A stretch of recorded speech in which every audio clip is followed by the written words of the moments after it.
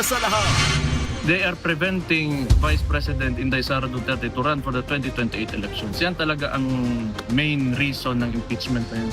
Itigil na muna natin yung pamumulitika at pananawagan nila ng transparency and accountability. Pero ang totoong pakay nila ay ang kanilang mga sariling political interest. Mga kapatid, alas 5:30 na. Ito na mga bumabanderang balita. Banta ni Inday. Bagyong Inday humina pero pinalalakas itong habagat nagpabahana sa ilang lugar sa bansa. Zuleika sa Senado. Prepare for Typhoon Inday. Sagot ng Chief of Staff ni VP Sara kung bakit siya nagpakita sa Senado. Walang special treatment. PNP tinangging VIP ang trato kay Senator Marcoleta na mataas naman daw ngayon ang kolesterol.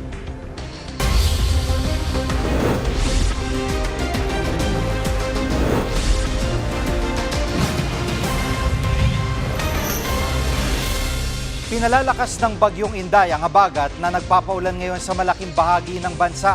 Sa Bukidnon, isang patay matapos tangayin ng baha. Live mula sa San Jose Occidental, Mindoro, nangungun sa balita si Mon Gualvez. Mon, kumusta ang lagay ng panahon dyan? Alam mo, Jiggy, halos buong araw pabugso-bugso yung buhos ng malakas na ulan dito sa malaking bahagi ng Occidental Mindoro. Actually, ilang minuto bago tayo magsimpapawid, saglit lamang na tumigil itong ulan dito sa malaking bahagi naman ng San Jose, no, na bayan ng probinsya. Pero napalitan naman ito ng mga hampas ng malalakas na hangin at madilim pa rin yung kalangitan na nagbabadya na may malakas pa rin na ulan na maaaring ibagsak dito sa lugar. Bagay na pinangangambahan naman ng mga otoridad, lalo kapag nagtuloy-tuloy dahil maaari ito magresulta ng mga pagbaha. Kaninang umaga nga, ginising naman ang mga residente ng Mamburao sa Occidental Mindoro pa rin yan ng malakas na ulan. Resulta ito ng hanging habagat na patuloy na hinahatak ng bagyong Inday. Kaya ang ilan sa mga mangingisda muling binalikan ang kanilang mga bangka na nakatago muna pansamantala sa bahagi ng Mamburao River. Iniiwasan kasi nilang tangayin ito o masira oras na biglang tumaas ang tubig sa ilog. Habang sa bayan naman ng Sablayan, tinuloy pa rin ng mga magsasaka yung pagtatanim ng palay sa kabila ng mga pag-ulan. Aminado ang mga magsasaka na kinakabahan pa rin sila sakaling bumagsak nga yung malakas at tuloy-tuloy na pag-ulan. Kaya ang diskarte na lamang ng iba, nilalagyan ng daluyan ng tubig yung mga pilapil para mabawasan kahit papano yung mga naiipong ulan sa palayan. Narito yung pahayag ng magsasakang nakausap namin. Kapag hindi pa po siya napaigahan ng maayos, mabubulok din po kahit tanim. Basta masobrahan po siya ng tubig. Masasayang po talaga, sir, yung mga pananim. Pero ba't tinuloy nyo pa rin? Kasi po wala po kaming ibang mga ibang pananim na ilalagay, kundi palay lamang po. At Mon, ano na ang paghandang ginawa dyan ng lokal na pamahalaan? Well, Jiggy, may mga naka-standby naman ng mga rescue equipment ang halos lahat ng mga lokal na pamahalaan dito sa Occidental Mindoro. Gaya na lamang sa bayan ng Sablayan na isa sa mga lugar na mabilis din talagang bahain. Naka-standby na o naka-ready na sa lugar yung mga rubber boats sakaling kailanganin naman para sa rescue operations. Handa na rin ang lokal na pamahalaan na ilikas ang mga residente. Narito ang pahayag mula sa MDRRMO ng bayan ng Sablayan. Maaaring magkaroon tayo ng flash flood. Kaya once nakita natin yung mga signs sa tubig na medyo kulay putik na siya, tapos mabilis yung pagratsyada ng ilog, yan na. Kailangan nating mabigyan ng maagang babala yung mga along rivers ng mga barangay. Mon, anong mga lugar ng binaha dahil sa bagyong Inday at sa habagat? Well, dito, Jiggy, sa Occidental Mindoro, awa ng Diyos, wala pa naman. Pero alam mo, pag nagtuloy-tuloy daw yung malakas na buhos ng ulan, posibleng lahat ng 11 bayan dito sa probinsya maapektuhan ng mga pagbaha. Samantala, nakaranas na ng matinding pagbaha Ang mga residente naman sa bayan ng Malaybalay, Bukidnon, dulot yan ng ulang dala ng habagat na pinalalakas din nitong bagyong Inday. Isang 50 taong gulang na lalaki ang napaulat na namatay matapos niyang balikan ang kanyang alagang hayop. Tinangay siya ng malakas na agos ng tubig. 5 barangay sa lungsod ang nalubog sa baha. Sa ngayon, bumaba na yung tubig sa mga apektadong lugar. Habang sa Parang, Maguindanao del Norte, nasira naman ang bagong aspaltong highway dahil din sa baha. Kinukumpuni na yan ng DPWH yung naturang kalsada at pinapayuhan naman ng mga motorista na mag-ingat sa pagdaan sa lugar. Habang dito naman, mabalik ako sa pier, dito sa bayan ng San Jose. Makikita sa likod ko, talaga naka-standby muna dito yung mga barko na hindi na muna pinabiyahe. Papunta sana yan ng Antique dahil nga sa sama ng panahon at posibleng malalakas na hangin at ulan na mangyari ngayong gabi hanggang bukas. Dito na muna sila paparada sa mismong pier ng bayan ng San Jose.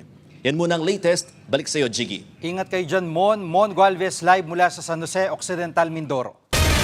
Mga kapatid, alamin na natin agad ang latest sa bagyong Inday. Nangunguna sa balita si News 5 weather frontliner Alvin Pura. Alvin, sabi mo kahapon ay hindi maglalandfall ang bagyo. May nagbago ba sa track nito? Yes, Jiggy, itong ang bagyong Inday ay humina at kaninang umaga umabot na po yan o bumagsak na po yan sa typhoon category ng Pag-asa. Ngayong hapon, napanatili po niyan ang kanyang lakas na nasa 165 km per hour malapit sa kanyang gitna at kung minsan may mga pagbugsong umabot sa 205 km per hour.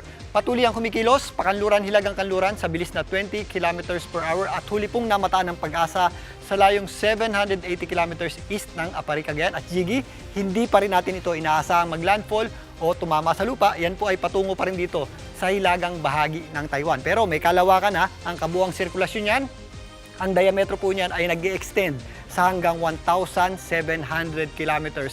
Kaya bukas hanggang sa Sabado, pinakamalapit po yan dito sa extreme northern Luzon, dyan po sa may area ng Batanes, na kung saan mararamdaman na po dati dyan yung mga pabugso-bugsong hangin na minsan may kasama rin pong malalakas sa pag-ulan hanggang makalabas po yan ng area of responsibility sa darating na Sabado. Maliban dyan, itong mga nakaraang araw nga, nagpapaulan na po ang habagat sa malaking bahagi ng ating bansa. Nagsimula po yan dito sa western section ng Mindanao at ngayon mararamdaman pa rin natin ang hangin ng habagat sa malaking bahagi ng ating bansa, kasama po dyan ang Metro Manila. Jiggy? At Alvin, ano yung mga lugar na ulanin dahil sa paghatak ng bagyong Inday dito sa habagat? Yes, Jiggy, yung ating habagat nga ay nagpapaulan na sa malaking bahagi ng Mindanao, particularly ang kanlurang bahagi nito. Kasama po dyan ang Zamboanga Peninsula, Northern Mindanao, BARMM, maging dito sa Soxargen area. Sa Western Visayas, meron din po tayong malalakas na pag-ulan dyan, lalong-lalo na sa Isla ng Panay at sa Negros Islands. Diyan naman sa area ni Mon, magpapatuloy pa yung ating mga intermittent o manakanakang pag-ulan dyan, lalong-lalo na sa darating na weekend. Posible po yung ating mga malalakas na pag-ulan dyan. At maging dito po sa natitirang bahagi ng Mimaropa. Kasama na po dyan ang Cavite at Batangas, lalong-lalo na bukas. Dito sa Metro Manila, maula po ang panahon natin bukas at tataas na po yung ating tsansa ng pag-ulan. Anumang oras sa maghapon, posible po tayong makaranas ng pag-ulan. At Jiggy, ito yung nakakalito sa Sabado, palabas na ang bagyong Inday sa ating area of responsibility. Pero mas madadagdagan pa yung ating mga pag-ulan dito sa Metro Manila at sa mga karating lugar nito, gaya ng Zambales at Bataan, maging dito sa ilang bahagi ng Central Luzon. Dahil hindi nga epekto ng bagyong Inday ang pag-ulan natin, epekto po yan ng habagat. Na kahit nasa labas na ang bagyong Inday, hihilahin pa rin po niyan ang ating habagat o southwest monsoon. Ganun din po ang ating panahon dito po sa Ilocos Region, mga kabundukan sa Cordillera, kasama po dyan ang Baguio City ngayong weekend. Kaya sa may mga lakad, mag-ready po tayo sa mga posibleng pag-ulan, maaaring idulot ng habagat. Jiggy? At Alvin, nasa below critical level ang Angat Dam na pinagkukunan ng supply ng tubig ng Metro Manila. Yung mga pag-ulan, makakatulong ba ito para madagdagan yung tubig doon? Yes, Jiggy, itong mga sandaling araw o yung mga unang araw ng habagat natin is makakatulong naman o makakadagdag sa critical level ng dam at posible po yung umabot na or umangat ng kaunti. Pero Jiggy, sa mga susunod na araw, ngayong July, marami naman tayong inaasahang rain days o yung araw na maulan. Kaya may ibsan po ang epekto ng kakulangan sa tubig dyan sa dam. Pero paghahandaan pa rin po natin ang pagpasok ng El Nino o yung epekto ng El Nino, lalong-lalo na sa huling bahagi ng taon. Jiggy? Maraming salamat, News 5 weather frontliner Alvin Pura. Susunod, Chief of Staff ni VP Sara na si Zulaika Lopez, bakit nga ba biglang nagpakita sa Senado? At pagbanggit ng depensa kay PBBM sa impeachment trial kahapon, pinuna ng palasyo. Diyan lang kayo mga kapatid, dapat una sa lahat.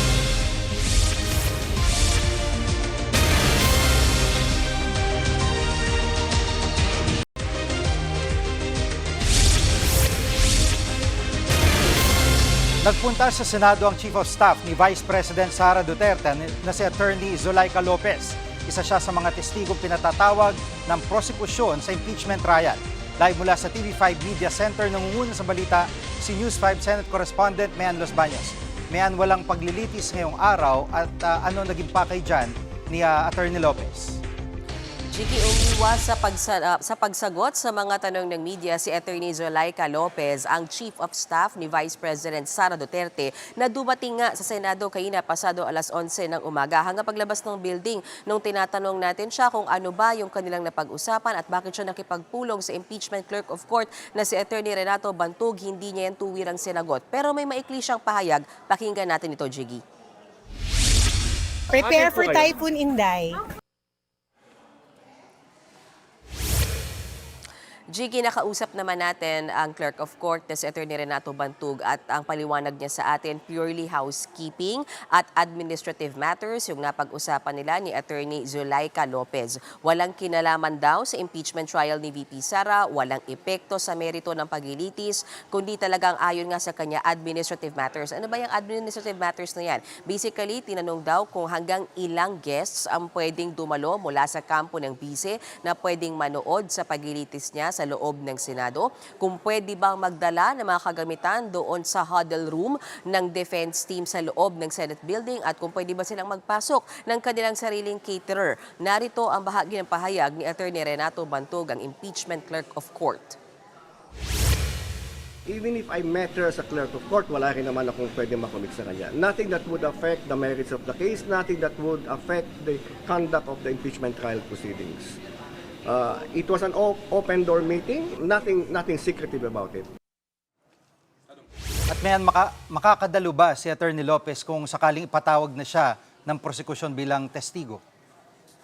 Alam mo, Jiggy, nakalagay talaga, nakasaad talaga sa impeachment rules na merong kapangyarihan ng impeachment court na obligahin ang sino mang witness na kanilang padadalhan ng sapina sa impeachment court at may kaukulang parusa, pwedeng ma-cite in contempt kapag hindi nakarating ang isang witness na pinapasapina. So ang alam natin right now, Jiggy, by around 1 p.m. naipadala na at natanggap na rin ng opisina ni Attorney Zulaika Lopez yung ibinigay o in-issue na imbitasyon sa kanya o sapina ng impeachment court. Bagamat wala pa tayong confirmation na hukuha mula sa kanyang kampo kung siya ba ay darating o hindi. Pero yun nga, inaatasan o inuutusan siya ng korte na dumalo sa pagdinig ng impeachment court sa darating na Lunes at Martes, July 13 at 14 at siya ay inaasahang magbibigay ng testimonya doon pa rin, Jiggy, sa Article 4 ng impeachment case, which is about doon sa di umano pagbabanta ng Vice Presidente sa buhay ni Pangulong Bongbong Marcos, First Lady Liza Araneta Marcos at ni dating Speaker Martin Romualdez. Kahapon, kung matatandaan natin, Jiggy, pinalabas ulit yung part ng more than 2 hours na video ng online press conference ni VP Sara kung saan tinutukoy ng prosekusyon na nanggaling yung banta di umano ng bise sa ating Pangulo. Ipinalabas yung part kung saan umiiyak si Attorney Zulaika Lopez dahil aniya sa pangaharas sa kanya ng kamera at threat sa kanyang buhay. Yan ay matapos siyang ipasite in contempt ng kamera noon at i-detain. Ang basically punto lang naman ng defense team kahapon ay inimbestigahan ba ng NBI yung sinasabing threat sa buhay ni Attorney Zulaika Lopez. Pero ayon nga doon sa witness na si John Mark Calilong, NBI agent, hindi nila inimbestigahan yung threat sa buhay, kiniklaim na threat sa buhay ni Attorney Zulaika Lopez dahil hindi naman daw ito naghain ng complaint sa NBI. Jiggy. At may impormasyon din ba kung padadaluhin si VP Sara sa impeachment trial sa susunod na linggo? Hindi raw napag-usapan, sabi ni Attorney Renato Bantug, yung nasa kanilang meeting kanina kay Attorney Zulaika Lopez kung darating ang Pangulo, lalo na next week dahil Chief of Staff niya mismo yung imbitado dyan sa impeachment trial. Gayun pa man, natatandaan natin itong nakaraang Martes lang, Jiggy, diba? Sumulpot sa Senado si VP Sara pero hindi para manood ng trial kundi para bisitahin at makipag-meeting sa kanyang defense team. So ang sinasabi lang ng Clerk of Court, basta may pasabi lang, ready naman sila at in place ang security protocol just in case maisipan ng Vice Presidenteng dumating, manunood man siya ng trial o makikipag-meet siya sa kanyang defense lawyers, welcome siya sa Senado at handa ang Senado sa kanyang pagdating, Jiggy. At sa impeachment trial sa susunod na linggo ay ano ang aasahan, Mean? Bukod kay Attorney Zulaika Lopez ay iniimbitahan na dumating dapat kahapon to, Jiggy, pero inurong lang ng prosekusyon yung presentasyon sa isa pang witness dyan sa Article 4 ng impeachment case na si NBI Regional Director Jeremy Lotok. Aside from that, pinaghahanda rin yung parehas sa kampo ng prosekusyon at depensa para sa oral arguments. Yan ay para ibigay nila yung kanilang opinyon at posisyon kung dapat bang ipasapina yung BIR box at yung bank records ng mag-asawang VP Sara Duterte at Attorney Man Scarpio. Yan muna ang latest mula sa impeachment trial ni VP Sara Duterte. Balik sa'yo, Jiggy. Yan ang ulat ni Mayan Los Baños live mula sa TV5 Media Center. Pinuna ng Malacanang ang pagbanggit ng defense team kay Pangulong Bongbong Marcos sa impeachment trial kahapon. Sa gitna ng pagtatanong nito sa testigong NBI agent, pinunto ng depensa na hawak ng Office of the President ang DOJ at NBI. Ang NBI nag-imbestiga sa video ng manipagbabanta ni VP Sara sa buhay ni PBBM. The NBI investigated and filed the complaint. The DOJ directed the investigation and will determine whether the case should proceed to court. And the alleged offended party, President Marcos, is the constitutional head of the executive branch, exercising control over both the DOJ and the NBI. Do you have here, sir? Buwelta naman ng palasyo, ginagawa ng NBI ang tungkulin nito sino man ang sangkot sa kaso. Para ipakita at nag-insinuate na may kinalaman ang Pangulo sa pag-iimbestigang ito, ito ay ang pinakamababa sigurong klase ng argumento. Buong mundo ang nakakita ng pagbabanta sa buhay ng Pangulo. So, mandato po ng NBI na imbestigahan po ito dahil po ito ay para sa proteksyon ng ating Pangulo. Samantala, tiniyak ng PNP na walang binibigay na VIP treatment kay Senator Rodante Marcoleta. Sa gitna yan pananatili ng senador sa PNP General Hospital dahil sa mga iniindang karamdaman. Hindi pa mailipat sa New Quezon City Jail si Marcoleta dahil wala pang binibigay na clearance ng doktor. Ayon sa PNP, lumabas sa pagsusuri na mataas ang kolesterol ng 72 anyos ng senador. May mild pneumonia at degenerative disc disease o sakit sa gulugod si Marcoleta. Nitong Lunes, dinala sa PNP General Hospital si Marcoleta matapos arestuhin sa kasong plunder. Nakakulong na siya, paano? Nakakulong sa ospital. Pwede naman kayo pumunta doon, makita niyo. Susunod, relief goods nakapwesto na sa mga lugar na posibleng maapektuhan ng bagyong Inday. At Mayor Baste binanatan ng administrasyon kaugnay sa impeachment ni VP Sara. Huwag kayong bibitiw, dapat una sa lahat.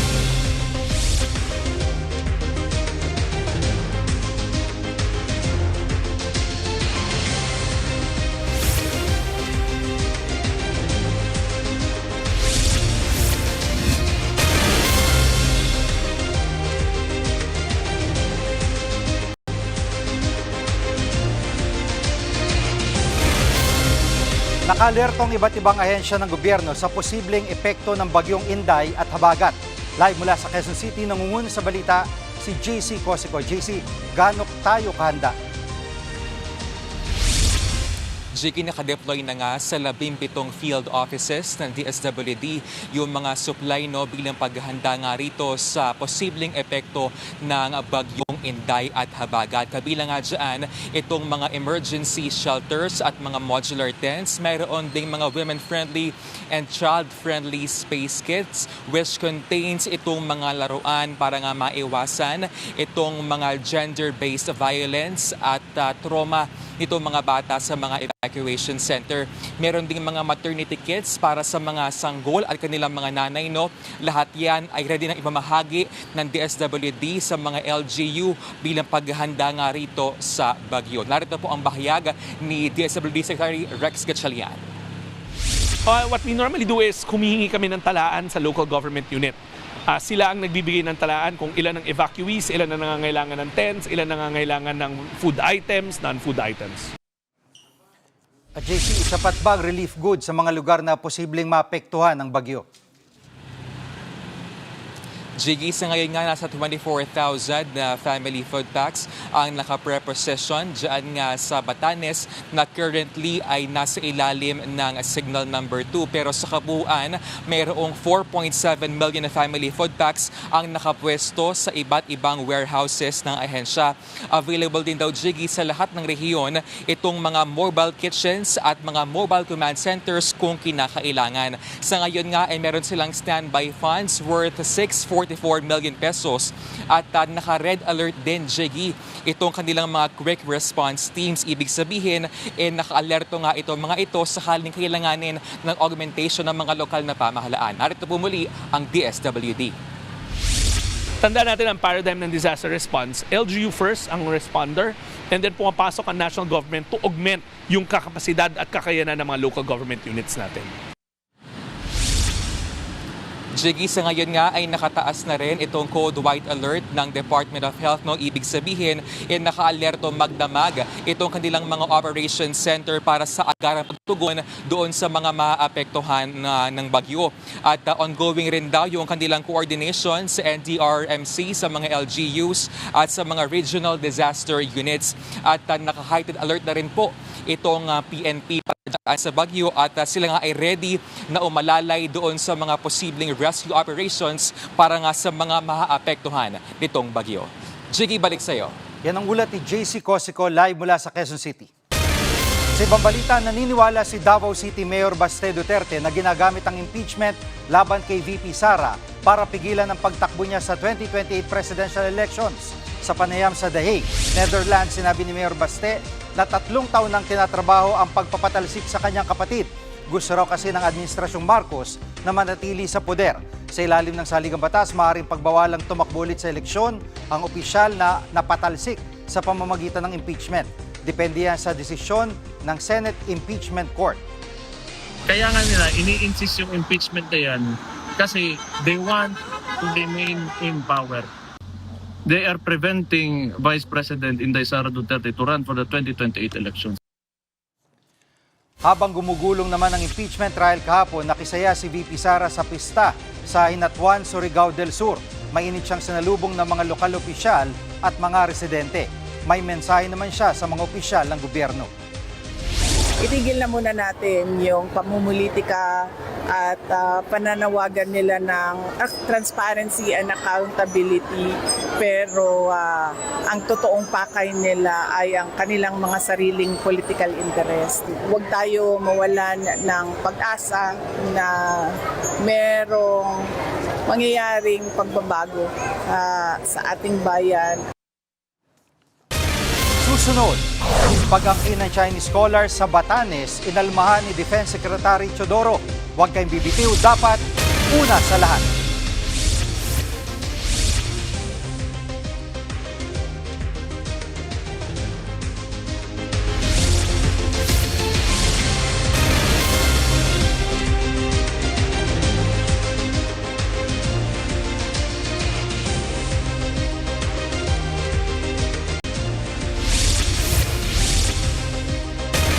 Nakalerto na rin ang mga lokal na pamahalaan sa Metro Manila sa posibleng pagbaha dahil sa bagyong Inday at Habagat.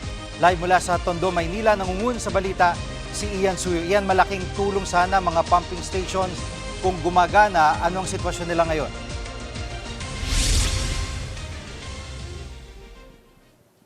Jiggy, pangunahing prioridad nga ng lokal na pamahalaan ng Maynila na tiyaking gumagana yung mga pumping stations, partikular na sa mga bahaing lugar sa kanilang lungsod. At ayon naman sa MMDA ay operational ang lahat ng 73 pumping stations dito sa Metro Manila. Handa raw ang mga ito na sipsipin ng tubig para maiwasan yung pagbahang posibleng idulot ng bagyong Inday pati na rin ng Habagat. Kabilang na nga riyan itong Abukay Pumping Station at Sunog Apog Pumping Station dito sa Tondo, Maynila. Ayon sa Manila LGU, ang ginagawa nila rito mayat maya yung pagkolekta nila ng mga naiipong basura dito sa may pumping station para siguruhin hindi magkakaroon ng pagbabara na posibleng ikaperwisyo o ikasira ng mga pumps. Sa Marikina naman ay nagtungo at nag-inspeksyon si Congressman Miro Quimbo sa Iwahig Pumping Station at dito nga, kunento niya yung problema raw nila dahil nanakaw yung generator na ginagamit para sana mapaandar yung naturang pumping station. Agad naman daw silang nakahingi ng kapalit na generator set sa DPWH at na-action na naman kagad ito para magamit kagad ang mga pumps. Ayon kay Quimbo, critical daw kasi itong main pumping station na ito para mahigop ang tubig na galing sa Doña Petra at sa May Tumana. Narito ang kanyang naging pahayag, may kinalaman dyan. So ito ang main pumping station. So wala ho, ninakaw lahat ng gamit dito. So talagang nagkuhan tayo na mapalitan. Bilang paghahanda po ng itong parating po na bagyo, dali-dali po. May kinabit po silang panibagong generator. Magandang generator po ang kanilang kinabit na bago at gagawin ho nila today, 24 hours, para siguraduhin po na gagana po itong ating pumping station. Dahil critical po ito. Iyan, bukod sa kondisyon ng mga pumping station, ano pa yung mga paghandang ginagawa ng mga otoridad? Jiggy, bukod nga sa mga pumping station, pinaghahandaan din ng mga LGU pati na rin ng PNP yung paghahanda ng kanilang mga equipment kung kakailanganin man na mag-rescue. Sa Quezon City nga, nakahanda na ang mga rescue equipment ng mga pulis, lalo't marami yung mga flood-prone areas sa Quezon City. Sa kabuuan nga, ayon sa DPWH, pumapatak sa 47 flood-prone areas ang meron dyan. At patuloy rin ang kanilang pagbabantay, lalo na sa mga lugar na madalas ngang bahain. Samantala, Jiggy, hiniling ng MMDA sa mga mall operator na buksan ang kanilang mga parking spaces para sa overnight parking. Magsisimula ito ngayong gabi hanggang umalis na ng bansa ang bagyong Inday. Ayon sa ahensya, magiging libre raw ang overnight parking na yan. Magkakaroon lamang ng rates kapag nagsimula na yung mall hours. Mahalaga raw ito para maiwasan na malubog sa baha yung ilang mga pribadong sasakyan. Narito naman ang pahayag ng MMDA. Lakas yung pag-ulan, lumalalim ang tubig sa inyo, maaaring abutin yung inyong mga sasakyan. Mas safe na po na siguro especially yung mga valuables nyo po na pwedeng mabasa sa tubig baha, lagay sa kotse, mag-park na po dito sa ating mga malls. Yan muna ang latest mula dito sa Tondo, Maynila. Balik sa'yo, Jiggy. Yan ang ulat ni Yan Suyu live mula sa Tondo, Maynila. Sa ibang balita, umalmas si Defense Secretary Gibo Chodoro sa pag-angkin ng ilang Chinese scholars sa probinsya ng Batanes. Sa ulat ng Chinese media, tinawag umanong natural extension ng Taiwan ang Batanes at dapat mapasailalim sa China. Nabanggit daw ito sa isang symposium ng Chinese scholars. Ibinunyag ng Maritime Transparency Group founder na si Ray Powell ang naturang ulat. Matatagpuan ng Batanes sa pinakailagang bahagi ng Pilipinas, malapit sa Taiwan. Pabala ni Powell, maaaring gamiting dahilan ng China ang naturang ulat para umaligid sa probinsya. Para naman kay Secretary Chodoro, katawa-tawang sinabi ng Chinese scholars. It also validates yung sinasabi natin na they have the plan to control the whole Pacific Ocean. Walang basihan ito, kalokohan ito. And it's ludicrous. Kami ang inyong mga kapatid sa Balitan at Public Service, dapat una sa lahat. Abangan niyo po ulit kami bukas dito sa TV5, 1PH, RPTV, True TV at 105.9 True FM.